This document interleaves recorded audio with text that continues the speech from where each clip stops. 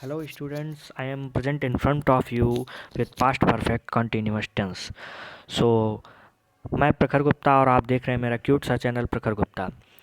Students, अगर आप clarity की प्रॉब्लम को फेस कर रहे हैं सो आप इधर जाएंगे और यहाँ पर 3 डॉट्स पर क्लिक करके वीडियो को बिल्कुल क्लियरिटी में देखेंगे। और स्टूडेंट्स, कुछ कंप्लेंट थी कि वॉइस थोड़ा धीरे है, तो हमने आज ये वॉइस बढ़ाने की कोशिश अपने पूरी की है।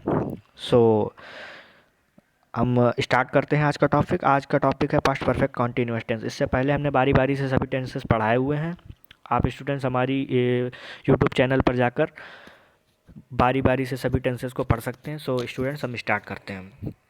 आज का टेंस है past perfect continuous tense. Past perfect continuous tense में क्या होता है, इसके रूल्स जो पास्ट परफेक्ट कॉन्टिन्यूअस की पहचान क्या होती है। इन वाक्यों के अंत में रहा था, रही थी, रहे थे आदि शब्द आते हैं। इन वाक्यों के अंत में रहा था, रही थी, रहे थे आदि शब्द आते हैं।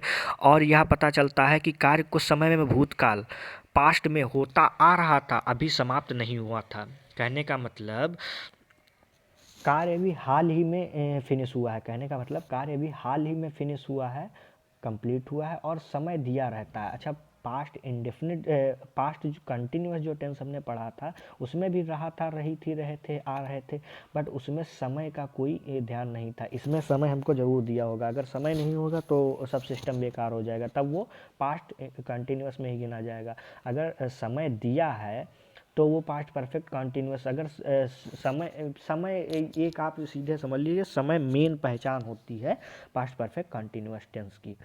सो इनके रूल्स क्या रहेंगे?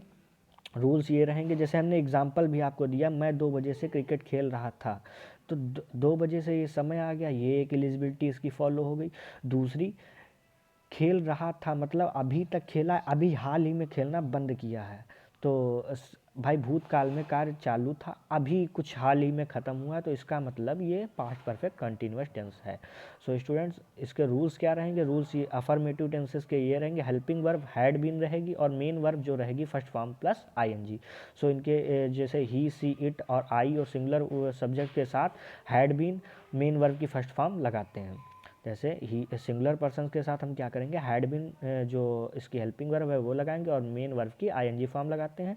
और अगर you, we, they plural subjects के साथ भी हैड बीन और मेन वर्ब की फर्स्ट फॉर्म लगाते हैं। हमने क्या कहा कि अगर सिंगुलर सब्जेक्ट्स हैं फिर तो तब भी हैड बीन और मेन वर्ब की फर्स्ट फॉर्म आईएनजी ऐड करके लगाते हैं। और अगर प्लूरल सब्जेक्ट्स हैं फिर भी हम हैड बीन और मेन वर्ब की first form plus ING add करके लगाते हैं। कहने का मतलब इनकी हेल्पिंग वर्ब एक ही होती हैं, चाहे सब्जेक्ट सिंगुलर हो चाहे वो प्लूरल हो। तो इनका स्ट्रक्चर क्या रहेगा? स्ट्रक्चर रहेगा subject singular, had been, main verb की फर्स्ट फॉर्म में आईएनजी और ऑब्जेक्ट सब्जेक्ट सिंस या फॉर। सिंस या फॉर आपने पढ़ा होगा प्रेजेंट परफेक्ट कॉन्टीन्यूअस में। प्रेजेंट परफेक्ट कॉन्टीन्यूअस में आपने पढ़ा था कि सिंस और फॉर का यूज़ कैसे करना है। फिलहाल हम अभी दोबारा याद दिला देंगे। सो सिंस या फॉर और टाइम। टाइम क्या मतलब? जैसे 2 बजे से, इसका कहने का मतलब। और सब्जेक्ट अगर प्लूरल है तो हैड बीन, मेन वर्ब की फर्स्ट फॉर्म प्लस आईएनजी और ऑब्जेक्ट सिंस या फॉर और टाइम।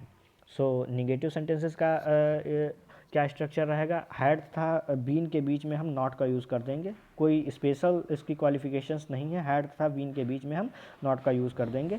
जैसे सब्जेक्ट सिंगुलर या प्लूरल, हैड और नॉट और बीन, मेन वर्ब की first form plus ING, object since या फॉर और टाइम।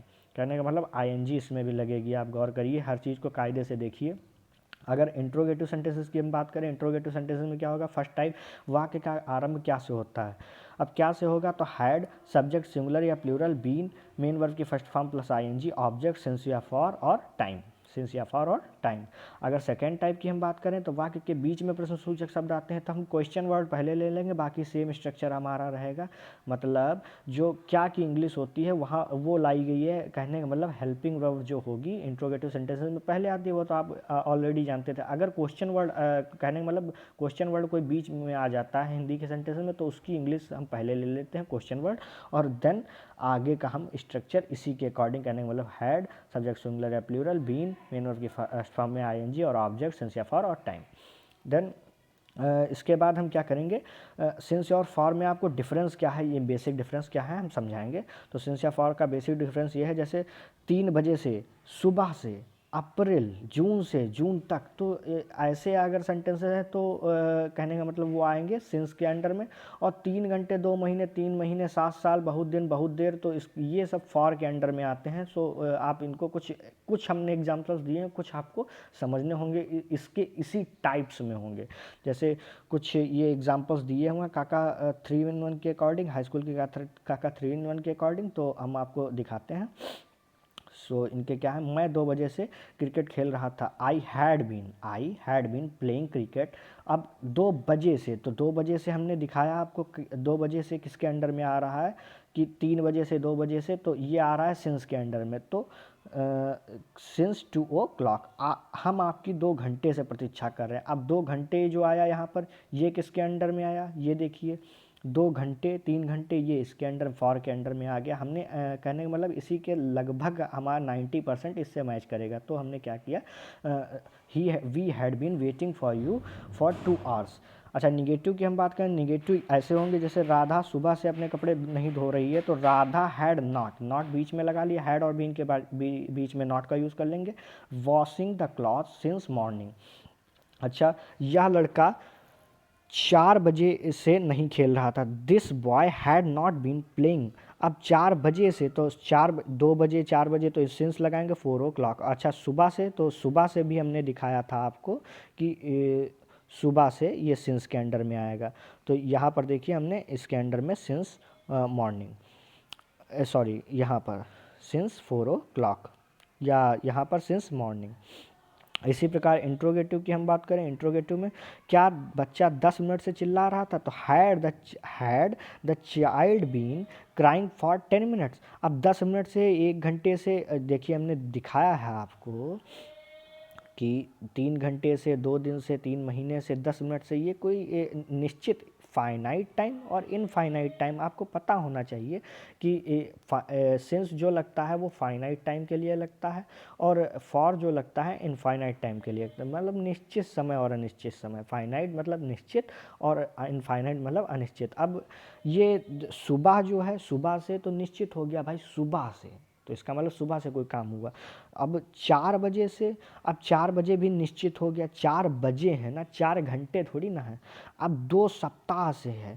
अब 2 सप्ताह कौन से, जनवरी के 2 सप्ताह, फरवरी के 2 सप्ताह, कौन से 2 सप्ताह, 2 सप्ताह से, तो ये फॉर के अंडर में आ गया। अब ये 1990, तो 1990 तो एक निश्चित हो गया ना, तो सिंस लग गया इसमें। आप समझने की कोशिश करें, तो 10 मिनट से, अब 10 मिनट से चिल्ला रहा था, 10 मिनट, सुबह के 10 मिनट से चिल्ला रहा था। अब बात शाम को हो रही है, तो सुबह के 10 मिनट चिल्ला, अब कितने 10 मिनट, इन्फिनाइट है ना, कहने का मतलब इन्फाइनाइट टाइम, जैसे कहने का मतलब सुबह के 10 मिनट, अब कितने बजे 10 मिनट।